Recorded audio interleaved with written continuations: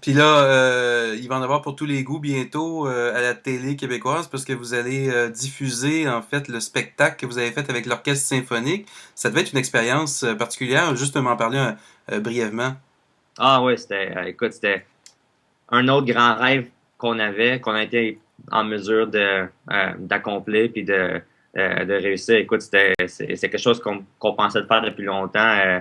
Euh, mais tu sais, tu rêves à ça, tu te dis ça va pas arriver, c'est impossible. Puis finalement, on s'est fait approcher environ 2, 3 ans par l'orchestre pour faire un show comme ça. Puis là, on était comme, ben, gars, ça nous tente beaucoup, beaucoup, mais comment on va faire ça, dans quel contexte? Puis ensuite, toute la question d'horaire avec eux et nous. Ça a pris presque 2 ans pour trouver une date qui fonctionnait. Finalement, le 20 septembre, c'était parfait. En plus, on a réussi à le faire pour notre fondation Simple Plan. Donc, ça, c'est quelque chose qu'on était très fiers de. À chaque année, on fait un gros événement bénéfice, puis ça faisait 3 qu'on faisait. On voulait un petit peu changer la formule, aller plus gros, en faire parler plus et tout. Donc, ce mariage entre deux, ben, je le dis entre guillemets, mais entre deux institutions de Montréal au niveau de la musique et tout, c'était vraiment spécial d'avoir comme 85 musiciens derrière toi qui jouent tes chansons, puis tout, le, le power que ça avait. Puis, tu sais, écoute, ça a tellement passé vite, là, ça a été dur de le savourer. Ça passait, on dirait que chaque tune passait en 15 secondes, tu sais. On a vraiment eu un plaisir fou à jouer avec eux, avec Simon Leclerc, qui était le chef et le compositeur qui nous a aidé à tout faire les arrangements des chansons. On a passé peut-être 2, 3 mois avec lui. C'était pas facile parce que lui était à Montréal, nous on était en Europe, en Amérique du Sud, on était en Asie, donc on s'envoyait des fichiers par email puis tout pour OK, ça c'est bon, ça c'est pas bon, on change ci, change ça, mais il a vraiment été incroyable, puis on a eu une belle communication avec eux, puis je pense que l'orchestre aussi, euh, au départ, était un petit peu, tu sais, c'est sûr que c'est pas leur style, puis des fois, ils aiment pas ça sortir de leur zone de confort, mais je pense que on leur a parlé beaucoup, on les a rencontrés, on les a mis à l'aise aussi. Puis je pense qu'ils ont vraiment eu du plaisir. Puis ils sont tous venus nous voir. Puis on dit, regarde, c'est un des shows les plus fun qu'on a fait de notre vie. On a vraiment trippé, merci. Donc j'ai vraiment hâte de voir à la télé le résultat. J'ai vu des roughs un peu déjà. Puis c'était quand même une grosse équipe. Il y avait quelque chose comme 9 ou 10 caméras. Donc ça va vraiment être beau. J'ai hâte de voir ça. Puis je pense qu'ils ont peut-être jamais joué devant un public aussi jeune, sûrement. Là, c'est sûr que le public était définitivement plus varié que d'habitude, ça c'est clair.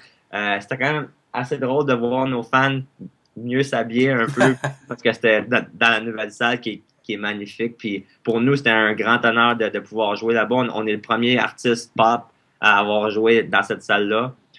Donc ça, c'était vraiment cool. C'était quelques semaines après la première de la salle. Donc écoute, c'était vraiment spécial, puis c'était une soirée qui va rester dans nos souvenirs pour longtemps. Donc là, on vous revoit quand au Québec? Est-ce que vous revenez au moins pour le temps des fêtes? Oui, en tout cas, on va passer Noël au Québec. Ça va faire du bien de revenir parce qu'on était parti pas mal toute l'année sans arrêt. Puis ensuite, on part assez rapidement après. On part le 4 janvier pour l'Asie. On fait un mois partout en Chine, Japon, Philippines, Singapour, Malaisie, en tout cas partout dans l'Asie du Sud-Est. Puis ensuite, on revient pour faire une tournée du Canada. Donc, on commence dans le coin de Vancouver pour se rendre à Montréal le 23 février, si je ne me trompe pas. Puis ensuite, on fait aussi Chicoutimi puis Shawinigan. Donc, voilà. Ça finit bien, ça. Chicoutimi, Shawinigan, après tout ça. Ouais, j'ai hâte parce que en fait, je pense qu'on est déjà allé faire un festival dans ce coin-là de Shawinigan, mais jamais notre propre show en tant que tel. Donc, c'est cool de retourner. Puis, on fait tout le temps un gros effort d'aller jouer au Québec dans tous les coins parce qu'on sait qu'on a vraiment beaucoup de fans ici. Donc, c'est vraiment cool d'a- d'aller les voir chez eux puis pas qu'ils aient tout à conduire à Montréal ou à Québec, tu sais. Mhm. Et ou au Japon ou en Ah, aussi. Thaïlande. Mais c'est drôle, tu vois, comme demain, j'ai reçu un tweet qui me disait qu'il y a des fans qui conduisent de Montréal à Boston pour venir nous voir. On en a eu l'autre jour à Détroit, on en a eu en Californie qui sont venus à Vegas. Donc, il y a vraiment un gros phénomène de gens qui voyagent pour venir nous voir. Des fois, il y a des. Partout où on va, il y a toujours des Brésiliens. Ça, c'est. Peu importe quel pays on est, il y a un gars qui a un flag du Brésil qui est là, un drapeau, toujours, toujours. Il y a beaucoup de fans qui souvent nous suivent pendant une tournée au complet. Il y a un gars qui, pendant presque 3 4 ans, nous suivait. Il a vu 135 shows.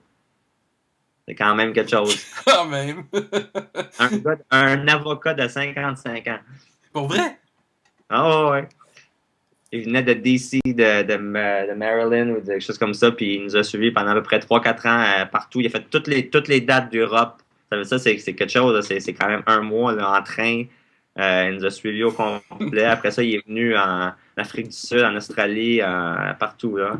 C'est C'est quelque chose. extraordinaire. Ben oui. Un Écoute, passionné. merci beaucoup, Chuck. Très gentil à toi de nous faire ça en direct de ta belle chambre d'hôtel rouge vin. Et voilà, ça me fait très plaisir. Merci. J'ai tout décoré ça pour toi tantôt. Ouais. Bye, Chuck. Merci beaucoup. Bye bye.